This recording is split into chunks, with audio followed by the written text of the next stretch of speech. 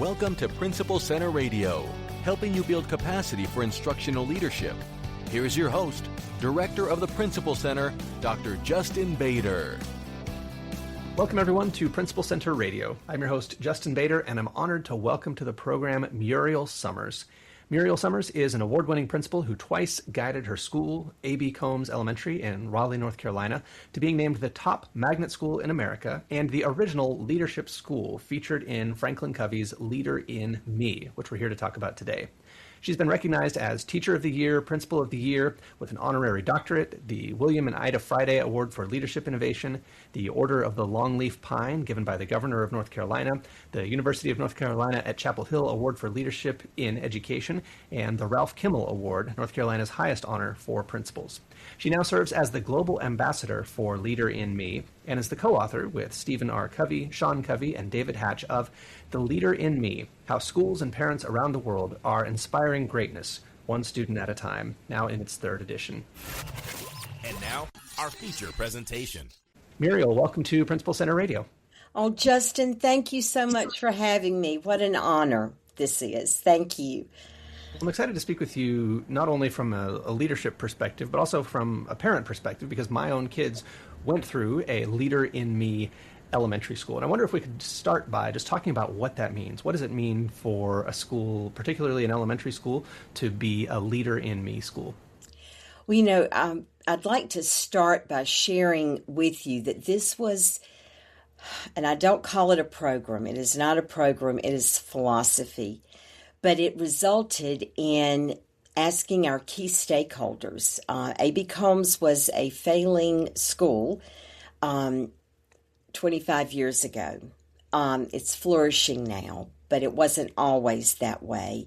And so we went to our key stakeholders to ask them, what is it that you want for parents? It was, what do you want for your children? What kind of education do you want for your children? For business leaders, what kind of students should we be producing so that they're ready for the workforce?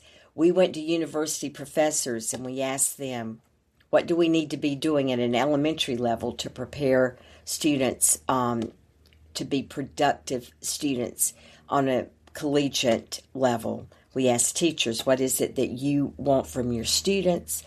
And we ask our students, what is it that you want from a school? We took all of that feedback, and that is what is now known as Leader in Me.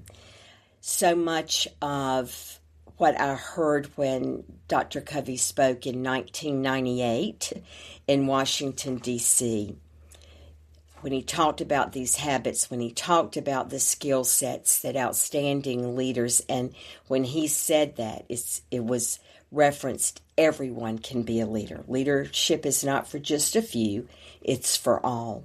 And when he talked about this operating system of leadership, I kept wondering, good gracious, could this help me in this low-performing school, a school that was a declining enrollment? Could we, as a community, take these habits and embed it into the curriculum? That was the start of what is now known as the Leader in Me. Every single habit that Dr. Covey, and it was all of them that he talked about, I sat there listening with the head of school administrator and the heart of a parent, and thought, gosh, how different my life might have been if I had been exposed to these habits much earlier in my life. So before a Leader in Me ever was Leader in Me, the staff at A.B. Combs, the community, the parents, business leaders, we all came together and looked at Dr. Covey's work and started to draft a blueprint, if you will, of how we would go about teaching it. So that's the history of that. But what we found, Justin, very quickly, children can lead at very early ages. And they want to lead, and they want to have a voice, and they want to feel a part of the school. And that's what Leader in Me enables a school to become. It enables a school to start to look at ways that you can involve every single one of your children. so that they feel seen and known and loved. I would like to say that leadership is an operating system, if you will, in a school. And you, having been a principal and advocating for principals and consultant, you know that the key to success is always in the systems you create. And we created a system to teach leadership to young children. And that system has been replicated all across the world. There are over 8,500 schools now in over 28 countries. I think I'm correct on that are following the same framework, if you will, which is the beauty of Leader in Me as well. There is a framework by which educators can use to implement leadership culture and academics into the curriculum. I have a similar, a different history with the Covey world, but going back into the 90s also, I had the privilege of TAing for our athletic director, Coach Glenn, for a couple of years, and he was a big Franklin Planner user. And I remember reading The 7 Habits, also in 1998, except I was working at a theme park at the time. I had a summer job after high school, and I remember sitting there on my break in my work uniform, reading that book, and I don't know that I made any immediate connections to educational leadership because that's, I didn't know I was going to end up there. But definitely it stuck with me, and it's been very interesting to see that take hold in schools. Mm-hmm. There's an assumption that people may not have when it comes to leadership, when they say things like, well, that student is just a natural leader or a born leader. There's an assumption in the Leader in Me that leadership is teachable. Mm-hmm. Talk to me about where that belief comes from. Well, I think it comes from Dr. Covey's definition of leadership, that leadership is communicating someone's worth and potential so clearly that they're inspired to see it in themselves. I think you and I both, as well as every educator out there, has a teacher that they remember that communicated their worth and potential so clearly that they were inspired to see it in themselves. And my goal as a principal, because of my history, I had one teacher who so believed in me and a school counselor that questioned my abilities.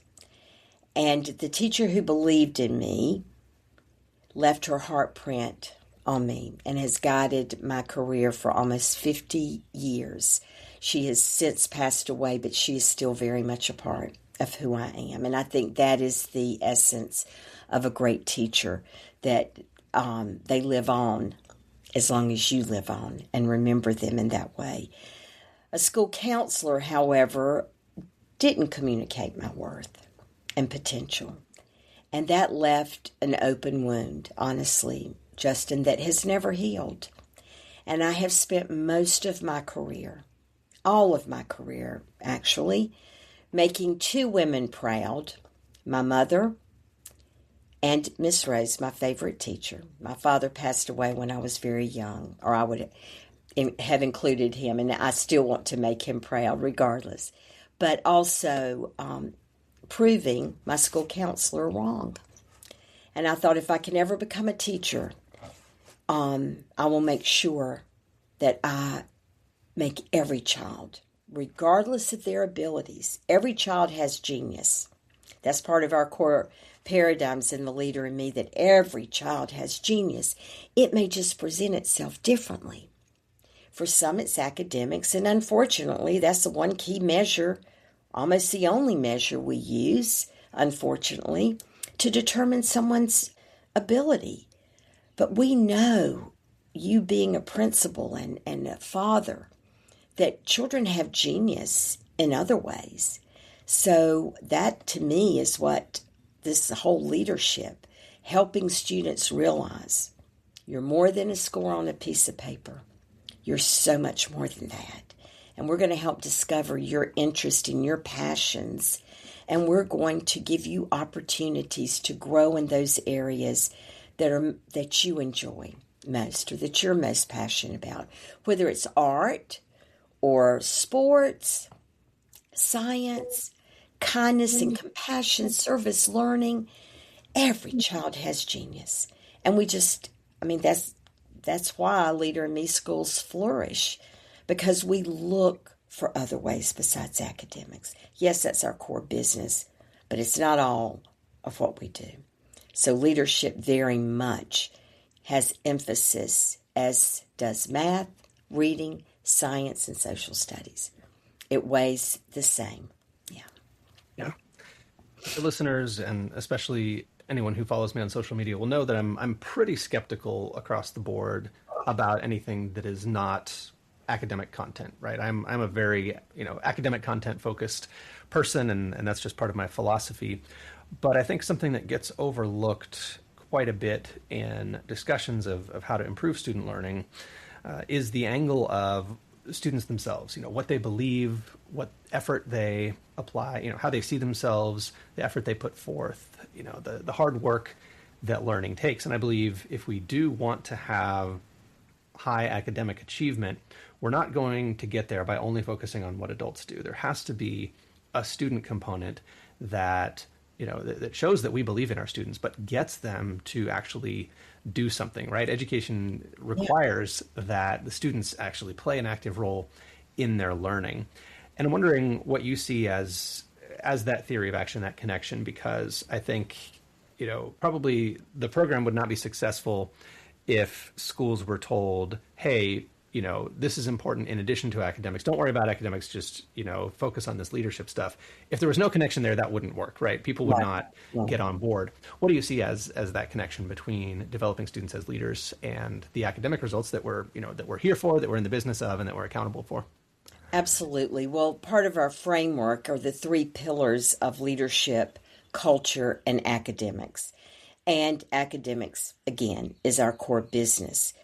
But students will not learn to the highest level, and I believe this with all my heart, until they feel that someone cares about them, that their teacher has taken an interest in them.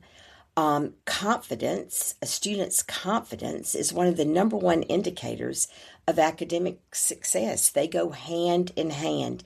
So how do we help all children feel confident, cared about, that they feel that they belong and their voice matters?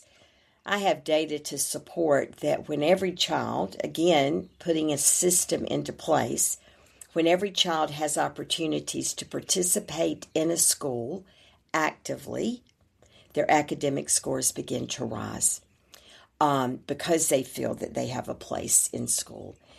They feel that learning is important.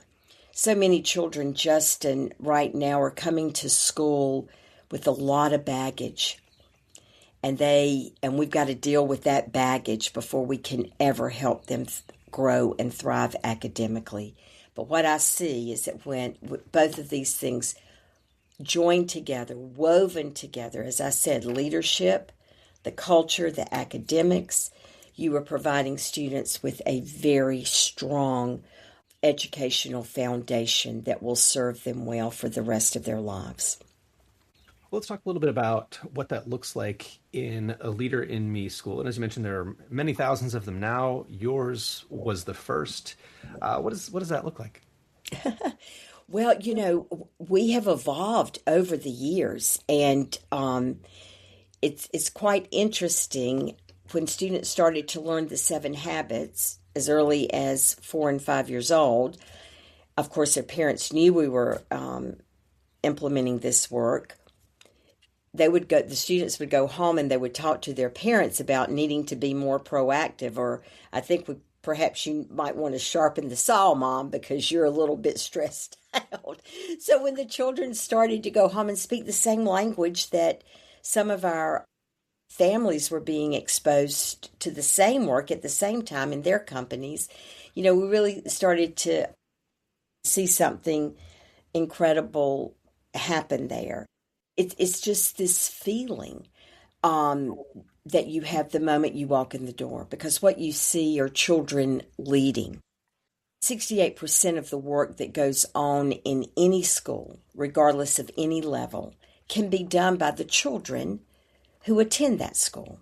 So if you keep that reference point in your mind, okay, what is it that I'm doing right now that a student could do? And you shift your paradigm. FranklinCovey has an incredible goal-setting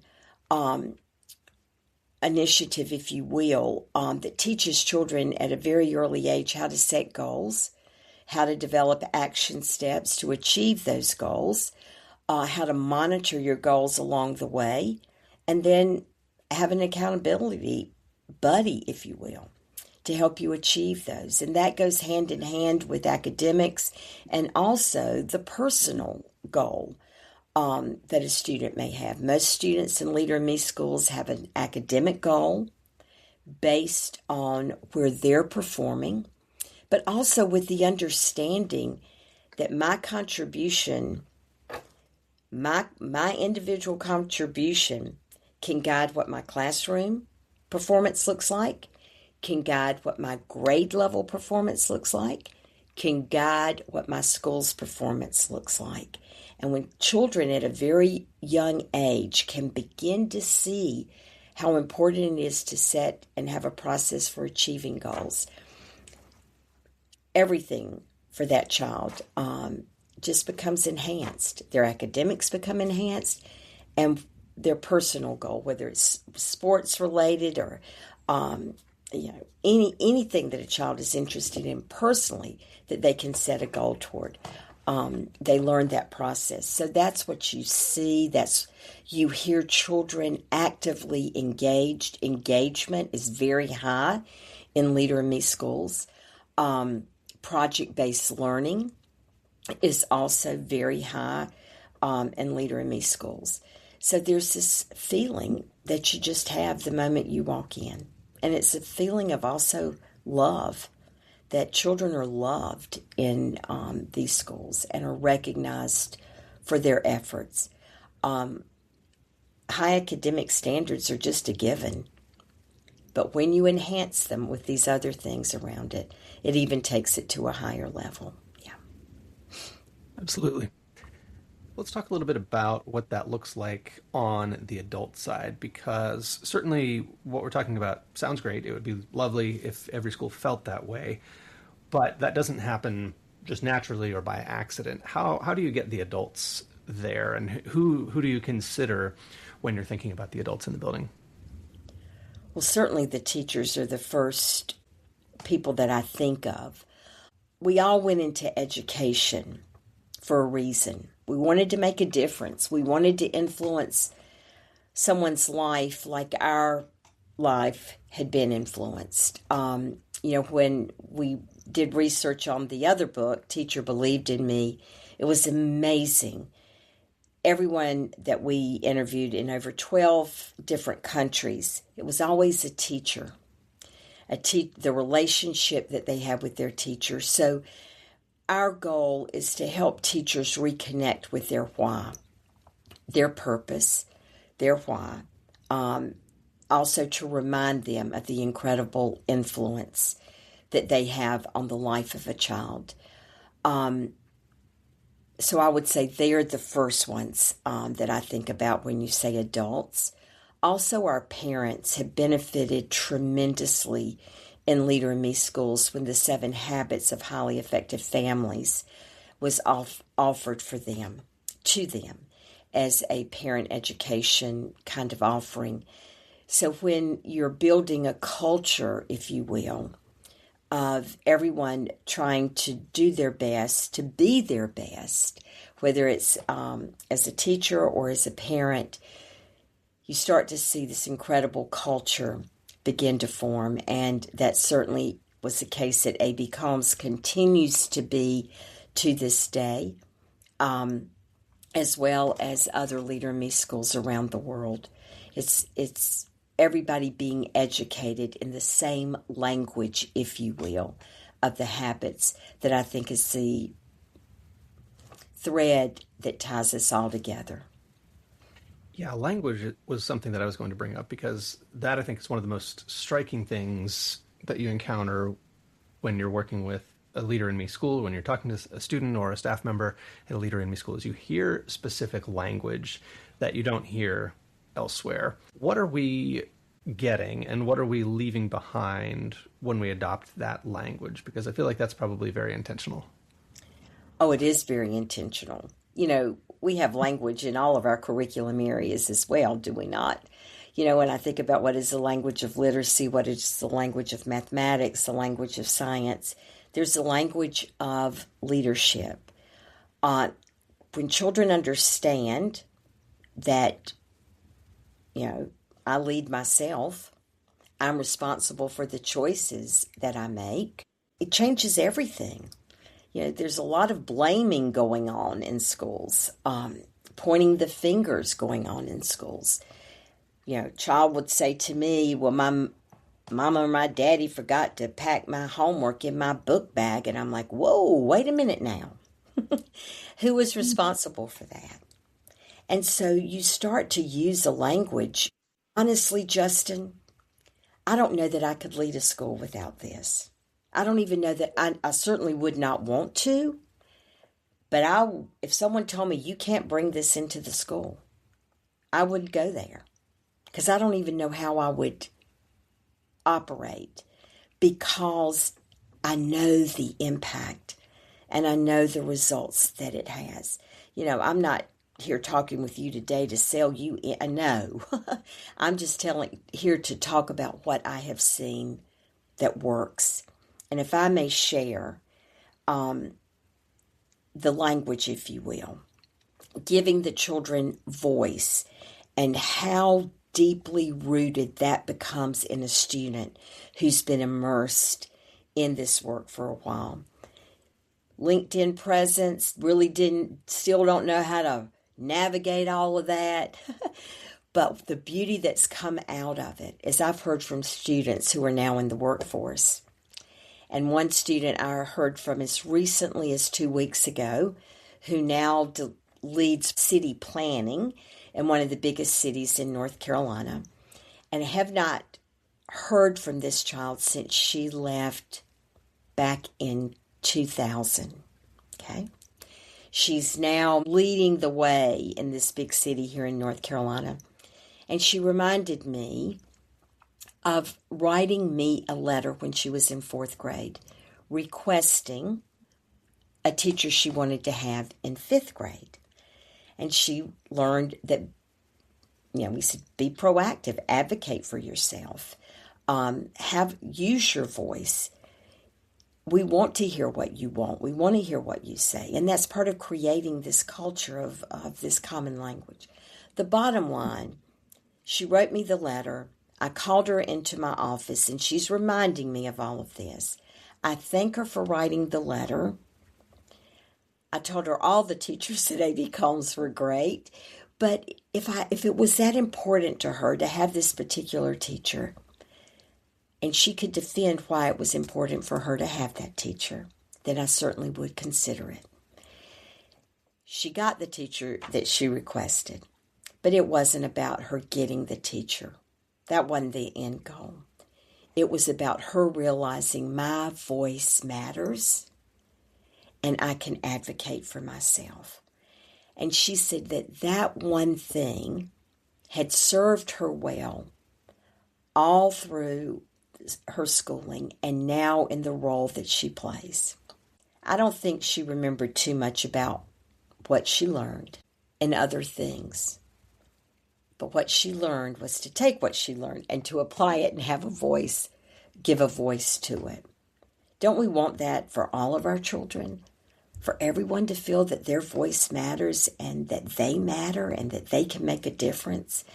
I have hundreds of stories, honestly, of students who have taken their the greatness, their passions, their skills, their talents, and are now in the workforce doing very, very well. But packed in that toolkit, if you will, of those high academic expectations are also those 7 habits. that they say help to navigate them to be the most productive versions of themselves that they can possibly be.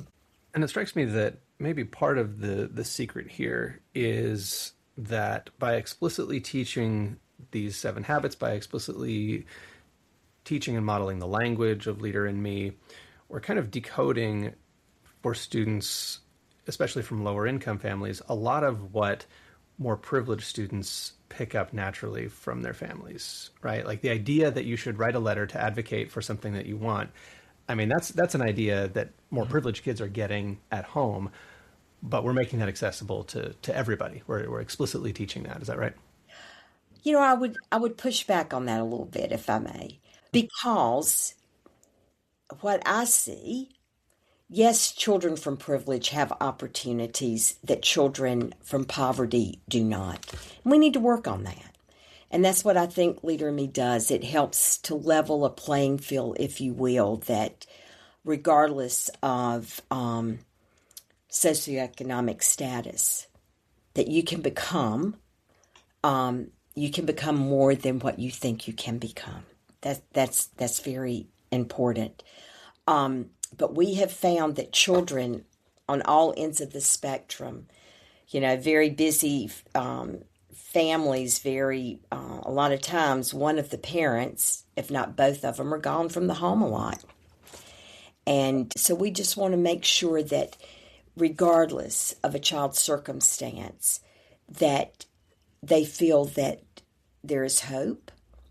They feel that their voice does indeed matter, that they can, you know, Miss Rose said to us every day, Justin and I grew up in rural North Carolina, the granddaughter of a cotton farmer, and most of the people in my county were either the sons and daughters of mill workers or cotton farmers. Graduation rates weren't high back then for high school. But we had a teacher that told us, Miss Rose, doesn't matter where you come from. Doesn't matter how much money's in your pocket. What matters is the hope and size of your dreams, hoping that you can be this, the size of your dreams, and the drive and determination to make that happen. And I have seen children, because of that mantra, because of that daily understanding, I can break a cycle within my own family or within my own, I can break cycles by having the courage to step forth and break through barriers that some children never, ever escape. I've interviewed prisoners that are in the prison system. And let me tell you something. It was because no one believed that they could or that they would.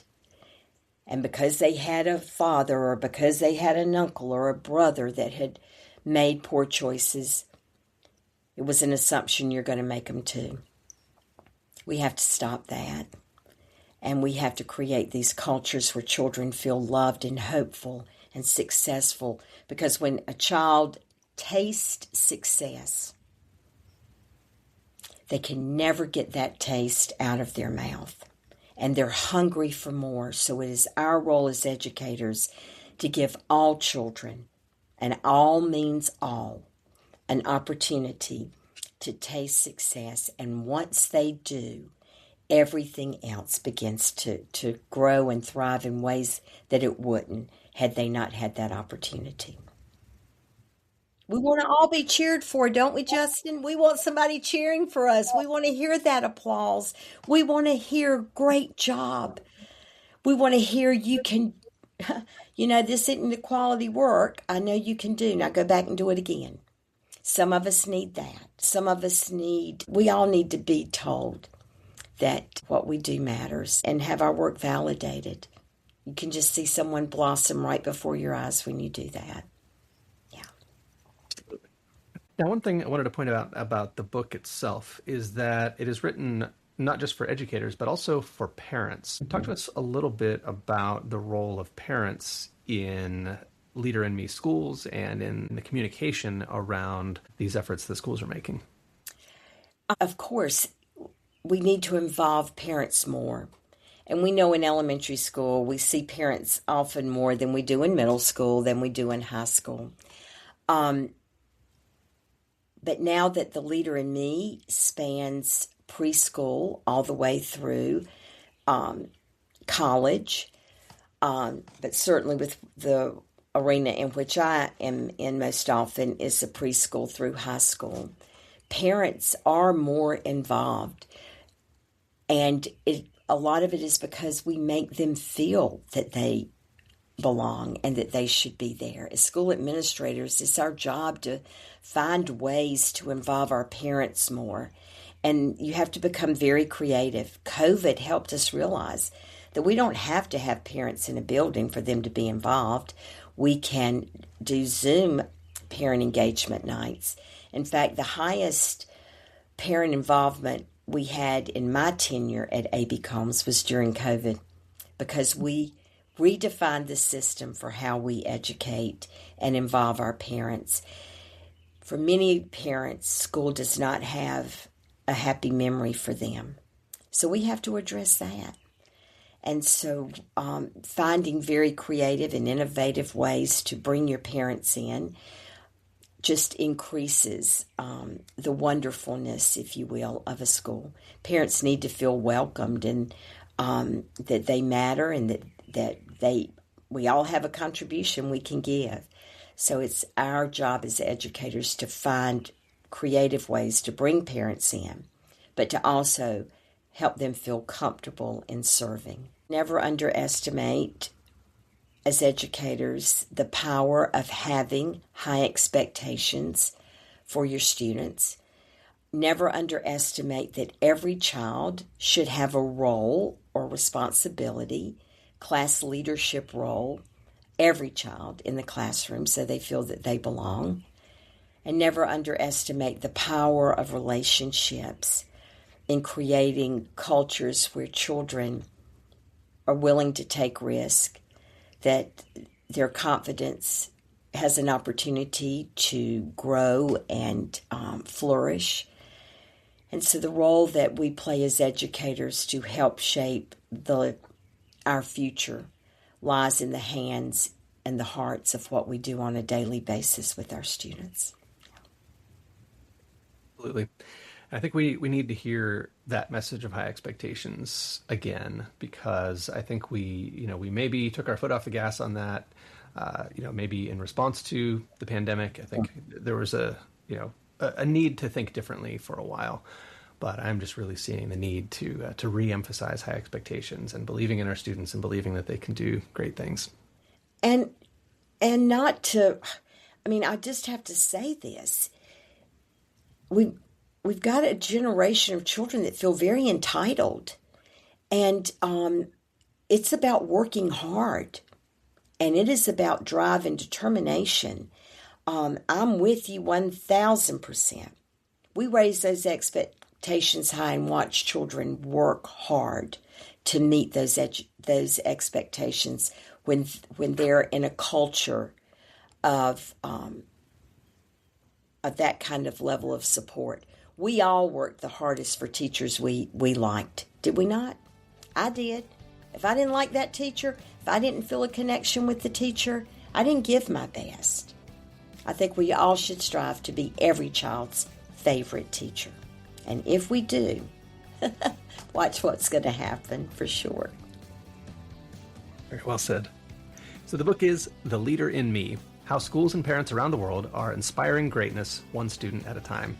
Muriel Summers, thank you so much for joining me on Principal Center Radio. It's been a pleasure. Thank you, Justin. An honor to be here. Thank you for the work you do.